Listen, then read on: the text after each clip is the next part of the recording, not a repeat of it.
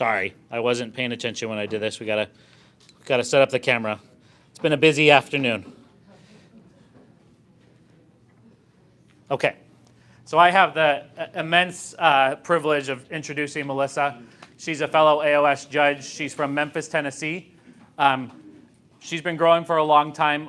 Two of her specialties would be Vandaceous group. At some point, we could bring her in to talk about Vandas, and Dendrobium nobile. Again, right now I'm getting to choose as the vice president. We are putting a committee together for speakers, but I was very interested in nobile. I really love Dendrobiums, and so we brought her in to have a talk for that. So I'm really excited. A lot of the plants up here that she's brought in, a lot of the seedlings here, are hybrids that she's made herself from her plants, and so she's got a lot of expert knowledge. I'm really excited to hear from her, so thank you for coming in. Will they be able to know if they can't hear me? Huh? Online? You think they'll be okay to? The one plant is taking up part of the screen. Is that on the way here? Oh, So move over we here. can. Here, you just put them down here. It's fine. I'll be picking them up and.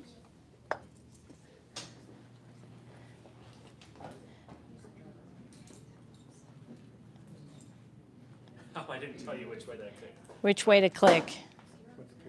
This is forward. Okay. That's backwards. All right, forward and And backwards. there's a pointer there. if you Okay. want. All right, perfect. Okay, hey everybody. I will try to project as best I can so that everybody can hear me. Please let me know if you can't hear me. I will do my best to project to the back of the room without screaming.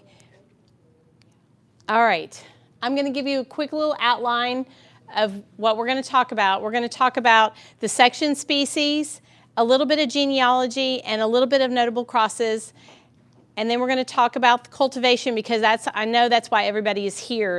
You want to talk about how to grow them, how not to kill them, although it's really hard to kill them, let me just tell you.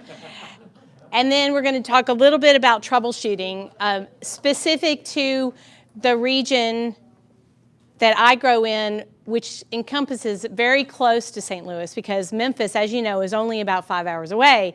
So when I talk about things that I have challenges with, it really could be the very similar challenges that you would have here. Okay, so it's the second largest genus in the orchid genera.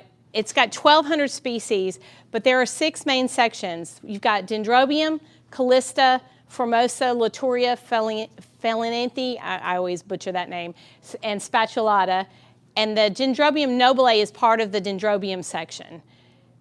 The section type species for this section of orchids is Dendrobium moniliforme. That is basically the one that is the representative species for this group. Now, they typically are deciduous. I was corrected online by a keyboard warrior who said it's really not deciduous because they don't grow new leaves on the same cane the next year. It's actually a different name. But for all intents and purposes, it tends to be a deciduous type growing orchid, but it doesn't have to be. It doesn't have to be. The namesake in the group is nobile. It grows as low as 650 degrees sea level, feet sea level, or as high as 6,500. St. Louis is 466. It's a little under, but Memphis is only 300 and something, so you're still, it's fine. It's a very widespread growing area where this species goes. All the way, the mountains of Nepal, all the way down to the coastal areas of Vietnam. So it's an extremely widespread species, and the best thing about that is it really makes it very variable and diverse as far as growing it. A little bit of the genealogy.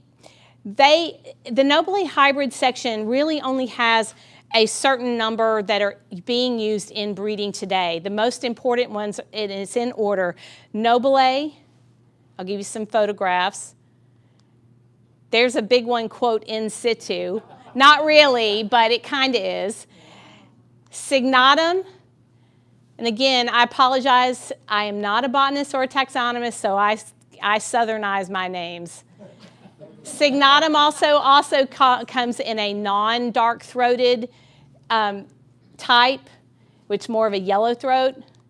Heterocarpum, which is very important for the form. There's a lot of the really big, really good formed dendrobiums that you see coming out of Yamamoto's in Japan. You'll see a lot of heterocarpum in the background because it is really the form. Of course, moniliforme, the type species. Finleyanum, which also has not that one. Finleyanum has a dark throat as well, and then Linowyanum, which is got really wide petals, so you're going to get a lot of wide petals, but it has a really soft dorsal sepal. You can see it kind of flops over. Pendulum, which also has two types, a yellow-throated kind and the one with the two dark spots. And then, of course, Unicum, the odd man out, the upside down. Unicum is going to give you some of the oranges that they are trying to breed with. But remember, Unicum is very stringy. So the person who got the pot of Pixie Charm, and I was telling you that Unicum, you'll see a lot in the throat. That's the veining. That comes from the Unicum back in there. So I'll talk about a few top awards in the group. Stardust is the most important. It has had the most awards ever. 25 awards and 9 offspring. But it's really not the best shape anymore. It's outdated, but it's still getting awards. I think the latest award was last year, so it's still getting awarded out there. It's still pretty popular. Then you have Yukidaruma. This is the big, big white flower. This flower is about that big, and the throat it's a dark, dark burgundy. It's so dark that it's almost black, but it's beautiful, and it's a really crisp white. Rainbow Dance is very popular because it gets all bushy. It's got a lot of the Unicum back in there. There's an up close of the veining that's in the lip. And this one can make a really stunning cultural plant. And then this one is, I put it in here because people think that sometimes the intermediate flowers that are not very many awards aren't that important. But this one flower, Anne Marie, I was telling you about this today, Matt, when we were touring Mobot. This is one of the most important orchids in the breeding of nobile hybrids. And you know why? Because it's in the parentage of Oriental Smile, which everybody knows. Oriental Smile, Butterfly, Fantasy. Fantasy is the one without the dark throat. It has the yellow throat. Butterfly has the very dark throat, which I had a few on my table here. Evening Kiss, which is not available, unfortunately, in the U.S. Somebody figure out how to get Yamamoto to send those dendrobiums back into the U.S. They closed Hawaii down, so we're kind of in a dry spell now. Twilight, another one available only in Japan, but extremely variable. And then that's a seedling group of Fantasy. So you can see when you get a seed-grown plant, they can be very variable. And then I really need to talk a little bit about the yellows because Yamamoto, who is the foremost breeder of all the Dendrobium nobile hybrids, they've been working a lot on getting good yellows. And yellows are coming out of there that are big, flat, beautiful. And I've noticed that Friedrichsianum is back in the genealogy, even though it's not in the top list of the standard species that are used. I'm starting to see it more, so it's coming on. It doesn't have great form, but the color's incredible. And it's back in the parentage of Golden Bell. I don't know if y'all remember, I got this awarded at the St. Louis show. It was either last year or year before, and I was surprised, but it's one of my favorites. Someone asked me what was my favorite one. This is probably one of the tops. And you can see Friedrichsianum is 12 12.5%. Sorry, I don't usually use the little pointer, but it's 12.5% Friedrichshainum. All right, so let's get down to the nitty gritty. How do we grow these things? Well, they like a lot of light. People don't seem to realize how much bright light these guys can take. They can take a lot of light as long as you're giving them water and food. They are very similar to semi-terete, quarter-terete vandas that grow full sun in the landscape down in Florida. These guys can grow right alongside it, and that's how I grow them. They get on my deck. I move them out around the end of March, early April, when we're definitely past the last frost, and we're definitely over 48 degrees at night. I move them out, and they get full sun from the east starting at sunup, 6:30, 7 a.m. till about 11:30 in the morning. And then I've got a 100-foot oak tree that filters the sunlight during the very hottest part of the day for about 3 hours. And then they get another shot of full sun for a couple hours, then a little bit of filtering, and then another shot a couple of hours before sundown. And that is from late March, early April, all the way until November. I actually took them in. I took them in because we had a cold snap and it was going to get super cold. I think I took them in Halloween weekend. And last year I didn't take them in until like November 15th. So these guys can take the heat, the hot, the sun, and cooling down. And it's really important to know that, because in order to set your blooms for next year, you've got to leave it out longer than what you think. You've got to let it cool down longer than what you think. And I'll talk a little bit more about that.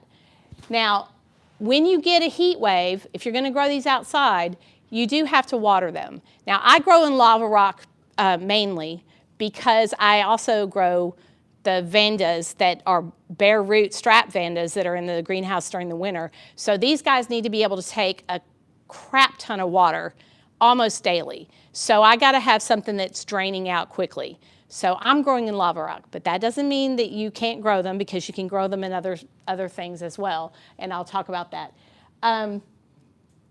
The bulky bulb produces better blooms, and I'm going to talk about that too.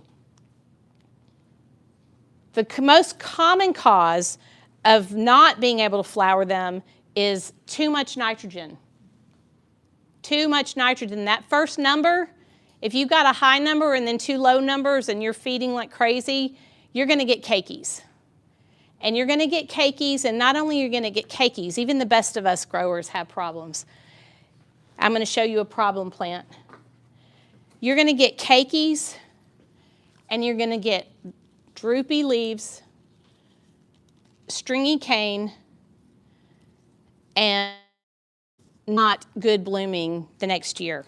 So I'm going to put that aside for now.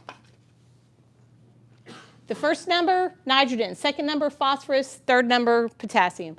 You've got to make sure that you have a low nitrogen number. Yamamoto's on their blog site, and you can take this down. Yamamoto Dendrobiums has a blog site. It's called Yamamoto blog site. It's in Japanese, but you can translate it into English. Most of this information I have dug out of their website. It is super easy to get all the information, and it's really great, and I highly recommend it, especially since it's free, and it will answer any questions that I may or may not answer here. One thing that I really discourage, and is also discouraged by them, is not using Osmocote. Those little baggies of time-release fertilizer, that's your cakey producer. So if you want to produce cakeys to share with your friends, great. Put the Osmocote on there and you'll cakey all day long. If you want blooms, please don't use the Osmocote. Now, also on Yamamoto's website, you will see that they are going to talk about a fermented fertilizer. I actually found one in the United States called bokashi. It's used by some of the hemp and marijuana growers. They are using fermented fertilizers. It works great. It makes the canes really strong, and I'm hoping it's really going to improve blooming for next year. I will warn you, though, when you pour that into a bucket and you pour your water in it and you let it ferment for a couple of days, which is what it says, you better wear a mask because it's going to, and if you have a soft gag reflex,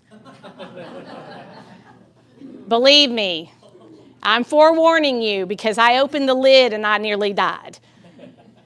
All right, so now we're going to talk about a little bit more about the cooling later, but in August and September, you are going to dramatically reduce your watering, but you're not going to starve them because in the wild, they stress bloom because that's where they grow and they don't have a choice.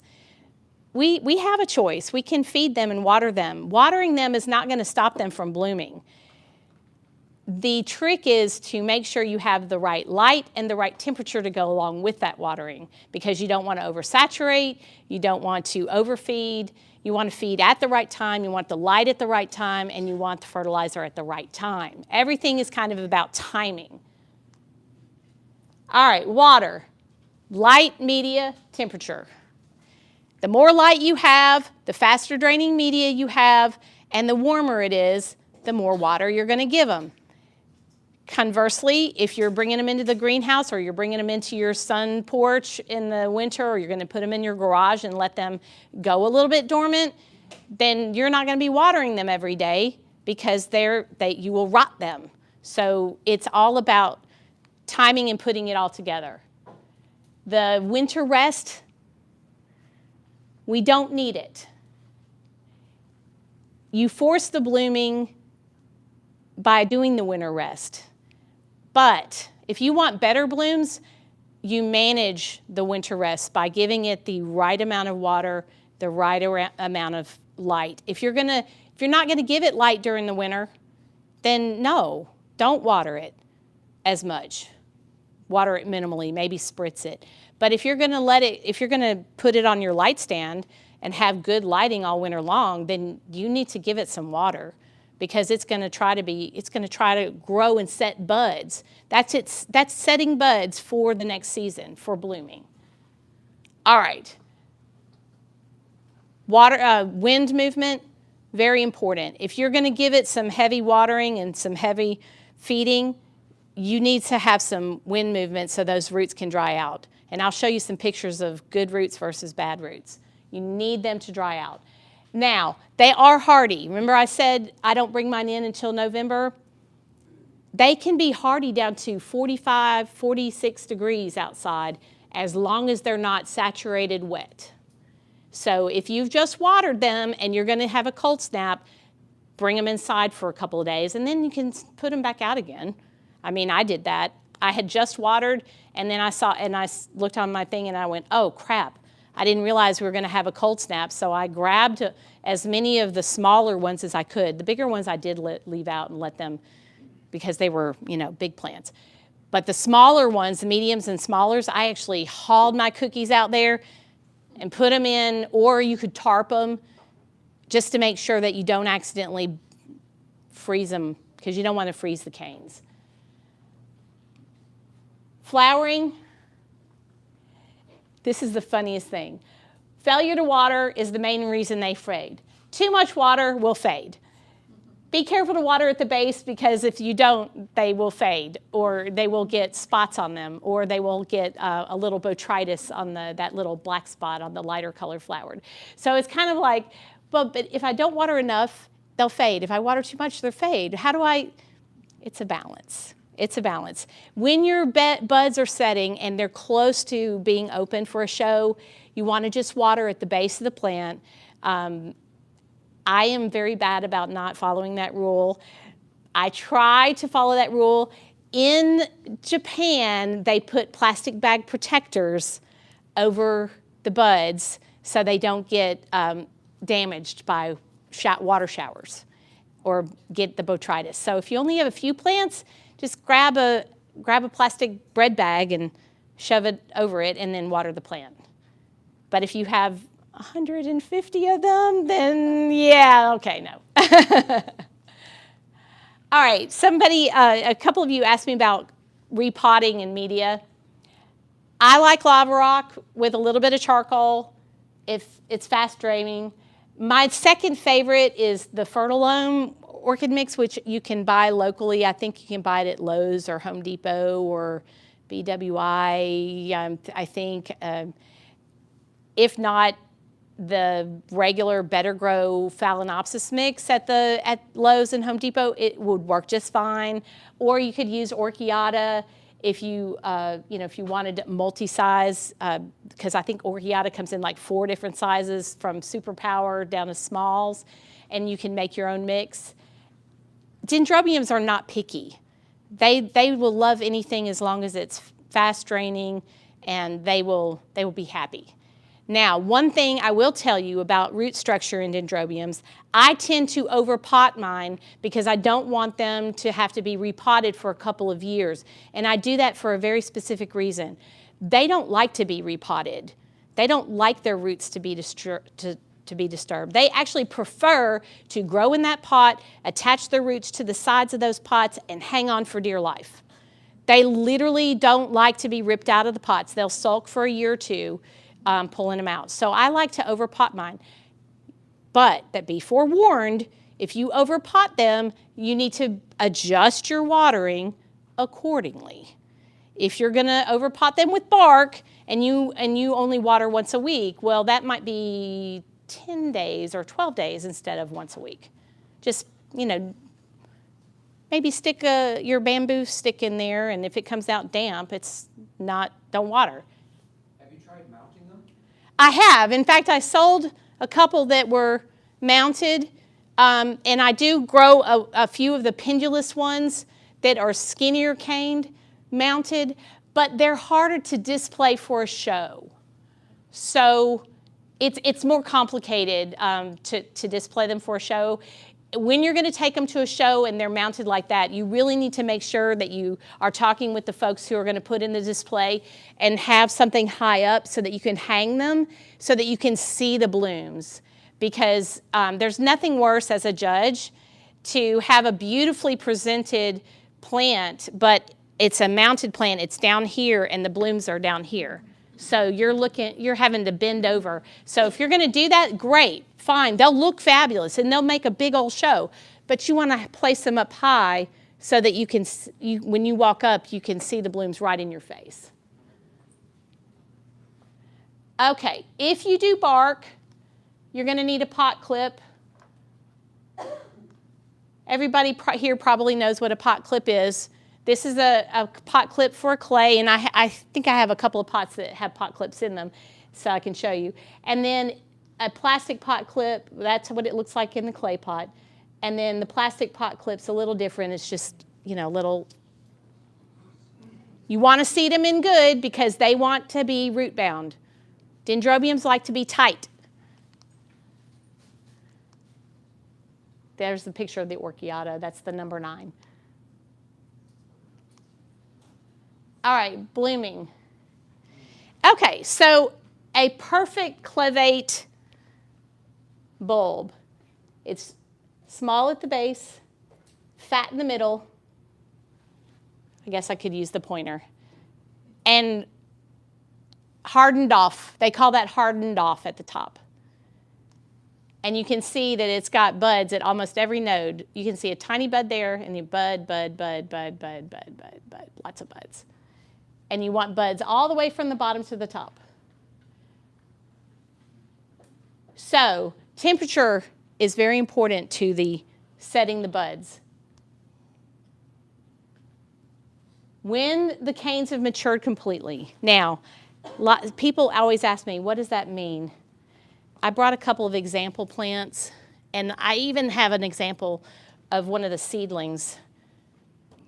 When they're hardening off, what you'll see is the top will either have one leaf or maybe no leaf at all, and it'll be ready to be peeled off for displaying the buds and the blooms.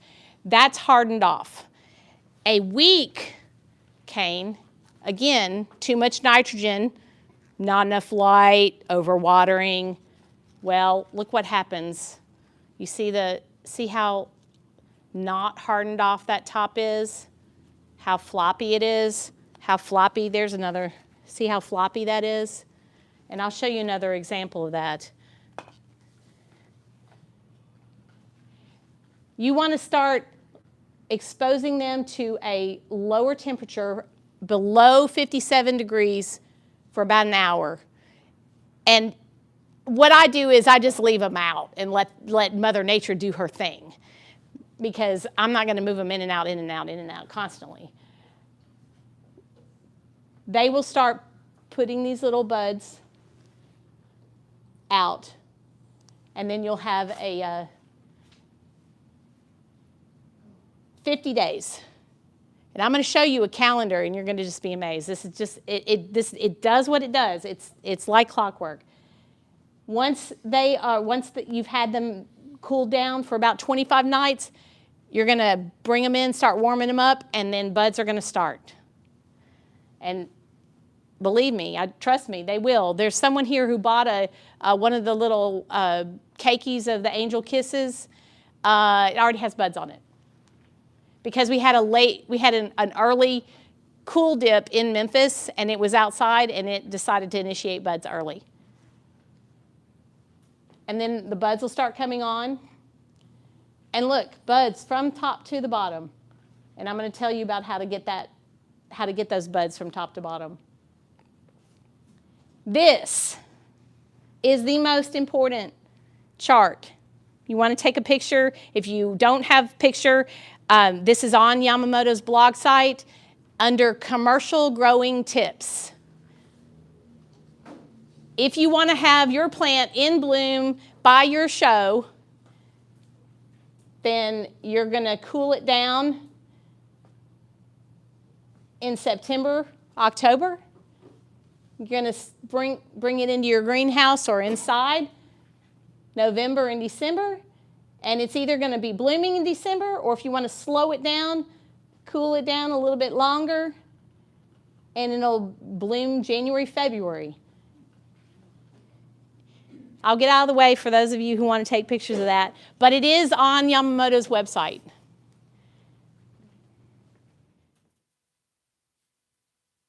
It is like clockwork.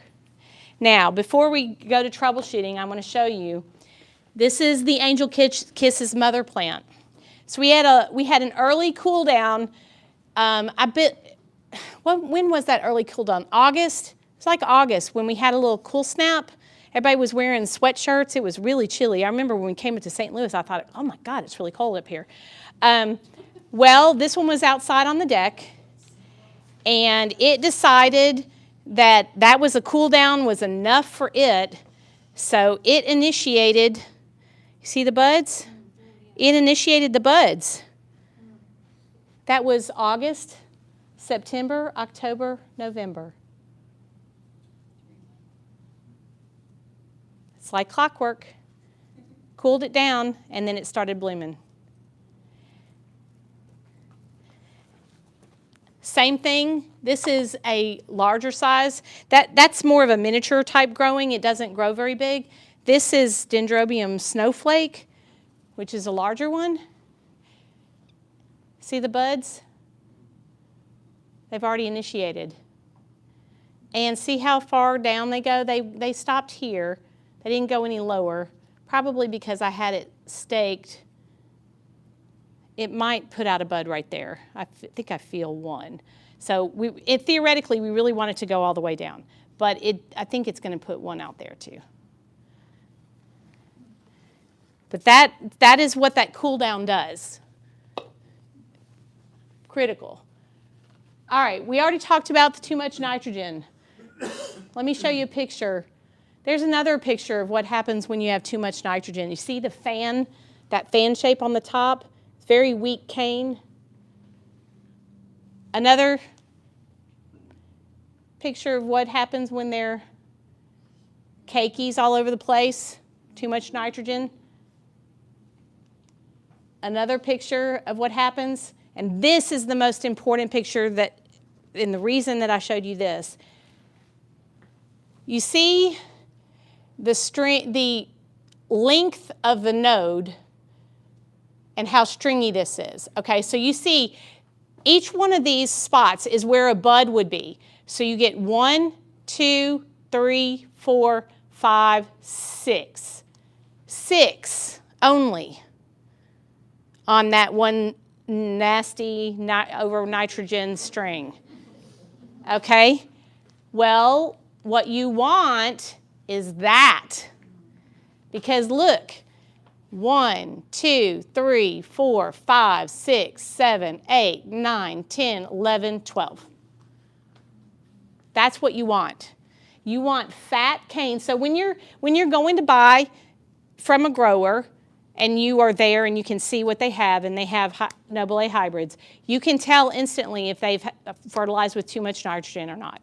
You can tell instantly. You want to see the ones with the short nodes. The shorter and fatter the nodes, the better the quality of the bloom and the better the numerous blooms you're going to get.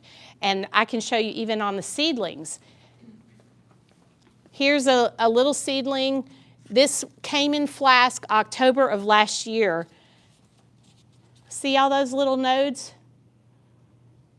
Now, I'm hopeful that these might actually put buds out and bloom next year. It's probably still too young. It might be 2 years out. But this is what you want to see. You want to see very fat, short nodes, not long stringy. Any questions on that? That's like my biggest beating a dead horse kind of thing. That is what gets you the blooms. You've got to have the low nitrogen so that you can get the fat buds, lots of nodes. So Kimberly? is it low concentration year round? Or is it you only put fertilizer on for a period of time and then don't fertilize? I think it really depends on your growing condition.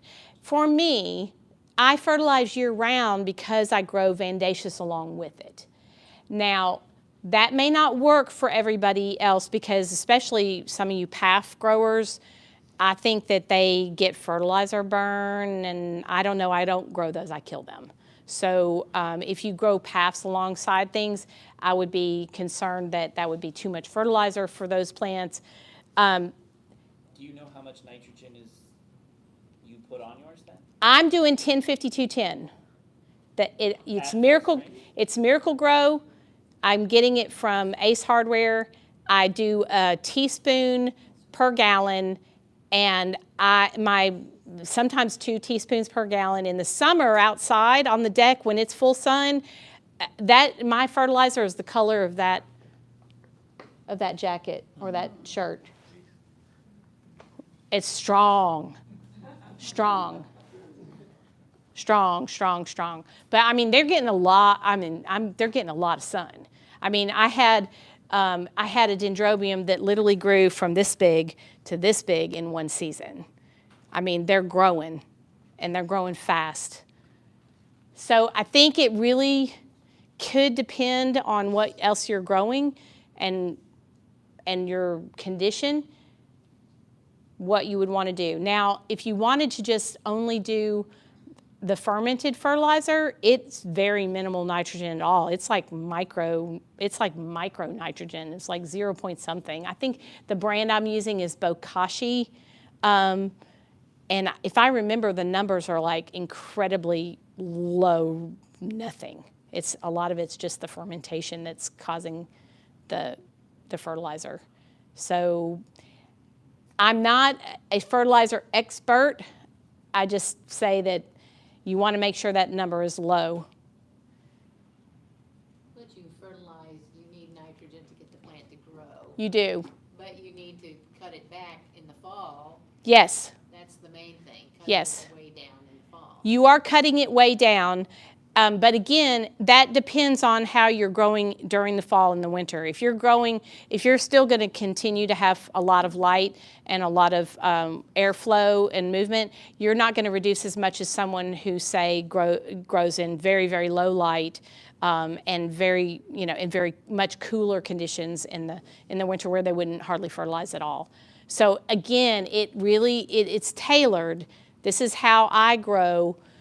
It may or may not work for everybody. I don't have a greenhouse, so I can't grow something this big. Uh-huh. Do you do miniature noblies? So there are a few out there. There are a few out there that don't grow big. Angel Kisses is one that doesn't grow big. This is a full-size mature plant. And right now it does have a few keikis on it, so you could even make this keiki right here. If I were to take that keiki off, this plant would be just that high. And it's full size, and it can just get wider the more you manage it.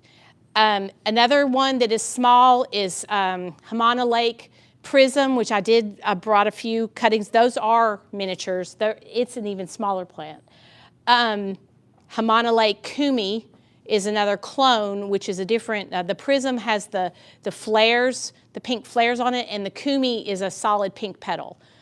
Kumi is not as easy to find, but I have found it available around. They don't grow big, they're miniatures. There's a couple others out there that don't get really big. Tianmu eustoma, I got that one awarded in St. Louis last year. It is also another small one. So there are a few that do grow small. I will say that the ones that are big, you'll know they're big based on the width of the canes. For example, the parent Red Emperor Prince, that plant is this tall. So it's going to get big. So you mean this one? Yeah. It could be that big? Yes, it could. Now, Gold Star's a little smaller. It's a little more compact. But Red Emperor is a big plant. It has big fat canes and grows pretty big. Yes?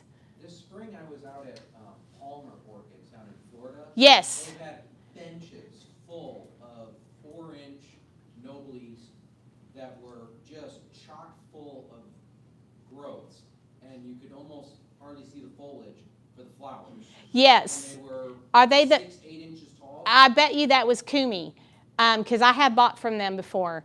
I bet that was Hamana Lake Kumi, because I think they're one of only 2 growers in the States who carry Kumi. I have pictures, but I didn't even bother to look at the label. Yeah, it's probably Hamana Lake Kumi or Prism. I have bought from them before. They're a good grower. Okay. Yes. Yeah, I have 2 questions. First one, you see the pie is really small. Yes. But, the pie is pretty strong. How you keep that stable because they're very full? So they're keeping that stable by putting it in that one of those grow trays, for an example. When you actually pot that up, you're going to have to pot it in something where it's going to hold. And I put mine in a clay pot and stake them. I try to keep these staked. But even lava rock, it's a little bit more difficult. With the bark, it's a little bit easier to get them tight in there. I do have to, that's one of the trade-offs with the lava rock. The stakes sometimes don't sit quite right, and I have to manipulate them so that they will grow up right. So you have to stake them. Okay. If you don't stake them, they're gonna bend because the bottom of the cane is too weak to hold most of these big ones. I think you mentioned the stake that. Where did you get that? These stakes I got at the Atlanta Orchid Show from a vendor there. And I bought a big pack. I think you can get them from Hicks Orchid Supply. Okay. They go to the New Orleans show, so if you ever go to the New Orleans show, you can pre-order and they'll bring them to the show. Otherwise, their shipping is not super cheap, but they do carry supplies. Like, something like this. Where did you get this? Just make that stable in the metal thing. Oh, the pot clips? Again, I got them from Orchid Supply. Oh, too. Yeah. Okay. I have a second question, sorry. Yeah. For this, you say you don't want them, you try to overpot them, they don't want to repot too often. So if I got 2 of this, should I repot them or just leave this as is? If it was me, I'm gonna leave these alone. Any ones that are not sold here, I'm going to take these back home and put them right back in the greenhouse, and I'm not going to do anything with them until possibly next summer, maybe. Okay. Maybe. Okay, so this is paper? It is, and it may start to deteriorate. If it does, then I would just stick it in plastic or Okay. clay. Just set it right down into it. Oh, You know, okay. just set it right down. Like, for example, this one, Oh, okay. Oh, got it. Thank you. Yeah, got just it. set it right down into it. Oh, that's a good idea. Cool, thank you. Okay, and then one of the other things you need to remember is that you don't want to, if you're watering too much, you'll get some rot. You can use hydrogen peroxide if you've accidentally overwatered and you start to see some soggy roots and you've got a little issue. Just pour a little bit of hydrogen peroxide in there and stick your plant in front of a fan for a few hours. Let it dry out really good, and it should be fine. Straight hydrogen peroxide from Walgreens. $1. It's, what is it, 40%? Is it 40%? 3%, whatever. It's yeah, it'll be fine. Also, if you get a little, if you get like a little black rot, I've really never had this happen, but if you get a little rot in the crown or something, stick it in front of a fan. It'll be fine. Like I said, they're easy, and I literally have maybe killed 3 or 4 of these. I mean, they're really hard to kill. Do not remove the old cane. That's just showing you the nodes again. That's what soggy roots look like. I told you I would show you good roots. You want the roots to be a nice white color. You don't want them to be a soggy color. If you buy a plant from a grower and you want to make sure everything's okay with it, I don't have any problem pulling things out of pots. The guys on eBay get really mad at me because I pull everything out of the pot and look at the roots. But I also send them a nice email or a nice note saying, hey, they look fine, they'll be fine, everything's good. Or I'll say, hey, dude, you sent me a plant that had all the roots chopped off, and you just stuck it in a pot, man. That's kind of lame. So I recommend you take things out of pots and look at them. But again, these are dendrobiums. They're super hardy. They don't care about having, when you're buying a brand new plant and you're buying like maybe a bare root cutting or a keiki or something, you are going to want to check the roots to begin with. Pot it up and then leave it alone. Don't trust every time, unless you've already known that grower, don't trust every time that everything is all hunky-dory in there, and then 6 months later, you're like, oh crap, I should have checked those roots before I just put it in the greenhouse. You want to check it when you get it. If you have to stress it because you've taken the pot off and you've torn a root or two, so be it. But you want to check it, make sure it's in good shape, put it in the right kind of pot, put it in the right kind of light and airflow movement, and let it have the chance to start off right, for sure. Again, that's if you don't trust the grower. If you trust the grower, then you're fine. Okay, don't remove your old cane. It's supplying nutrients to that new cane that's growing really well, and it's going to supply nutrients to the base of the plant where a new cane is going to come. So don't take those off until they are literally brown and dried up like pencils. Then you can cut them off. Leave them alone. All right, let's talk a little bit about pests. We don't have too much of an issue with pests, but I found this really interesting slide about where pests hide on plants. This is not a nobile dendrobium, but this is an example of where pests hide, where they tend to hide. So it's kind of a good little slide to see where your mites hide mainly over here. Your thrips obviously hide up here. Your mealybugs hide in the crevices. So it's a good little slide to have about where they hide. When in this area of the country, if you grow outside, you're gonna have leaf rollers. Has anybody ever seen leaf rollers? So leaf rollers, like dendrobiums, they don't really much care for the vandas because my deck vandas are very hard quarter leaves. They can't roll up they can't roll the leaves up already because they're already tight, they're already heavy. But these guys have soft leaves, so your leaf rollers will lay eggs. You can get rid of them with two things that are both available at Lowe's: spinosad and thuricide. Now, there's nothing more satisfying than when you see a leaf roller on a plant than taking, let me see if I can find one, taking the tag with the tip on it, and you go to your leaf, and if it's curled up, there's nothing more satisfying than doing this, sticking this in there, flicking it out, and then stomping on it. Which is what I did this summer, because this summer we had a bumper crop of leaf rollers. And the main thing you want to make sure that you're spraying, giving a good spray. Obviously, we want to avoid the bees. However, you want to spray for leaf rollers, because if you're going to bring these into the greenhouse to start warming them up to produce the buds, you have to understand leaf rollers lay their eggs, and the second set of eggs goes dormant to hatch in the spring. And they will overwinter in your house, in your greenhouse, on your plants. So it's always a good idea to spray before you go out of the greenhouse onto the deck. So if you want to avoid the bees, spray inside your greenhouse before you go out to the deck, and then when you go back into the greenhouse, give it a good spray, and then give it maybe a good spray 2 or 3 times during the winter to make sure that you've killed any of the wayward leaf roller eggs that are on there. Yes, sir? I'd like to point out, thuricide, I do use it, an awesome product.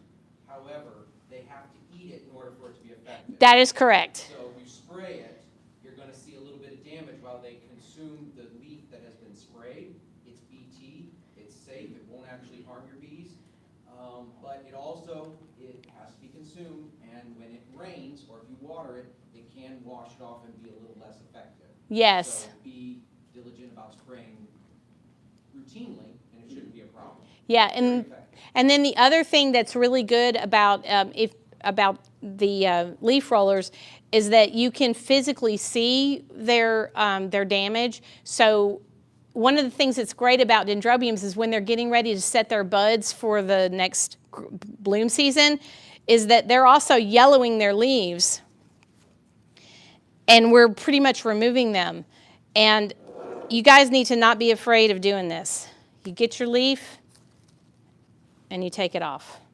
Because when this thing puts its buds out, you want all of these blooms to be seen by the judges. And that cane is probably going to bloom that one time, and then it may bloom again the next year, but it's not going to need those leaves.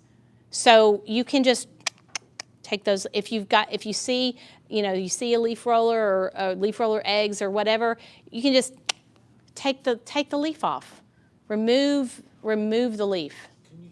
What you just did there is ripped your leaf in half and then pulled it to Yes. the two sides? Yes. Because they grow around it, so it's the easiest way to remove them. Yes. So when I'm grooming for a show, I split it and then pull it. Split it and then pull it. Split it and then pull it. No problem. It doesn't hurt them.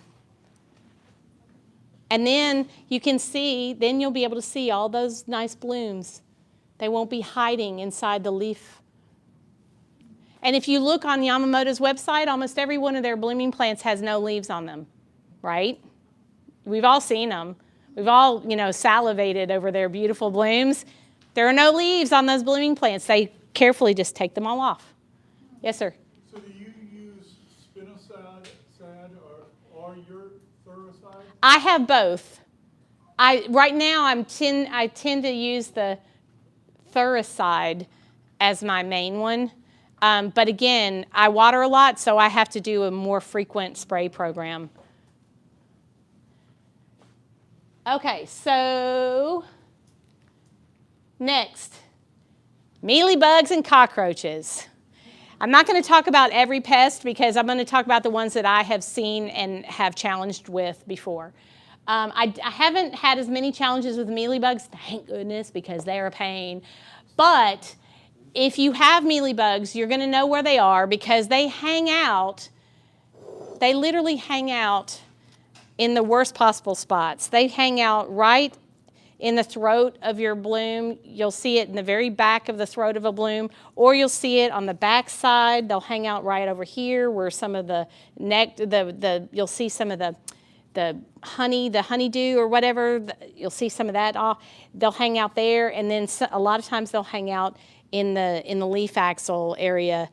And the best thing about killing mealybugs, you give them a good, if I see them, I take the plant way away from the greenhouse, and I literally dump it in a bucket and spray it hard with water, and then I drench it with malathion and safari. Malathion is a non-contact killer and is more of it's more for the mealybug type suckers. It can be slightly systemic, but not really.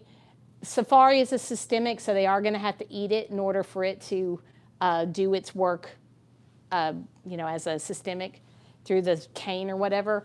The best thing about malathion, though, is if you spray malathion for your mealybugs, you're going to get your cockroaches. Now, I don't know if anybody has greenhouse or if they have their pest guy come out for their house for cockroaches. Malathion doesn't smell like orthene does. Orthene is going to knock you down. And orthene also works for cockroaches, but it's really, really odorous. Malathion is something you can use, but you're going to want to make sure that you have a spreader sticker, or this particular malathion, the Spectracide, comes with a built-in spreader sticker, but it's petroleum-based, so it smells it almost smells like a little bit of petroleum when you put it in your sprayer, because it is a petroleum-based spreader sticker. For the love of God, use your PPE. Yes. Malathion, one of the old organophosphates, and it's incredibly toxic. Yeah, you do want to make sure. Gloves. Yes, you want to I suit up when I spray that. I also plug up the greenhouse so that it doesn't, hopefully it doesn't seep out too much. But again, if you're spraying the malathion, you're going to kill your cockroaches. Now, if you have a cockroach, cockroaches take little half-moon chunks, bites out of your leaves. The main thing, you want to kill them before your buds start setting, because not only do you have slugs and snails to worry about on that, but cockroaches will chew your buds. They'll take a little half moon out of the petal, and then you'll come out and go, well, damn it. Those were perfect yesterday, but not today. So then, speaking about your slugs and snails, Sluggo is really literally the best thing on the market for those. You have to be vigilant. That's something you're going to have to go and look. Lava rock deters them a bit. I know diatomaceous earth deters them a bit. I don't find the beer trick to work. I find the Sluggo works the best. But you have to be vigilant to make sure that you don't have slugs and snails, because they will eat everything in sight. They don't typically eat the new leaves, but if you don't have buds or blooms, they're going to eat the new leaf shoots. If you do have buds or blooms, they'll strip it down. They'll strip it down in one night, and you'll be very disappointed the next day. But that is basically. There's a picture of some of the Yamamoto's blooms. You see very few leaves. Very few leaves. Few leaves, not very many. What's the name of the website again, Yamamoto's? It's Yamamoto blog site. If you Google Yamamoto Dendrobium blog site, BLOGSITE, you'll find it. And it'll come up in Japanese, and you just click on the little English button. There's and also there's a bunch of pictures on there too. They have pictures of a bunch of the crosses they've made over the years. I also follow their Facebook page. I'm a big fan. And I know that they have all of their photographs copyrighted, but one of the reasons I feel like I'm okay to use it is because I really want them to bring more Dendrobiums back to the U.S. I would be a big buyer.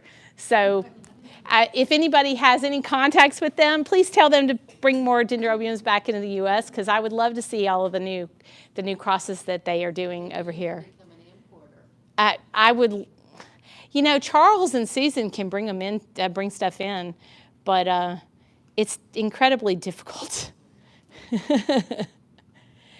Anybody have any questions? Okay.